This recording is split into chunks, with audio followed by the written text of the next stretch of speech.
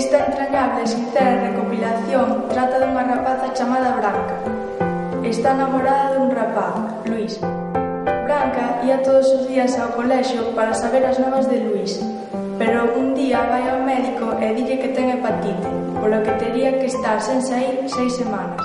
Raquel ía todos os días ao colexio, ía xunto a Branca a facerlle unha visita e a dicirlle todas as novas de Luís. Un día, 16 semanas, era o aniversario de Branca. Todos os seus compañeros lle regalaron algo, pero ali faltaba alguén.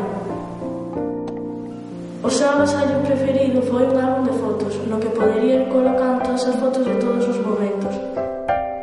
Un día o seu irmán chegou cunha carta de Luís que dicía que tiña moitas ganas de falar con ela e moito máis.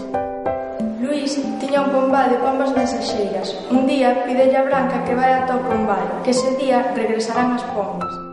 Branca vai e teñen unha conversa. Dende ese momento acaban sendo moi bons amigos e Branca, xa recuperada, agarda un novo tempo.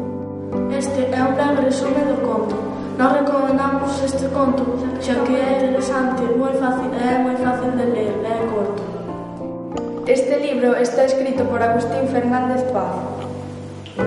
Editorial é de Rodeiro, quinta edición.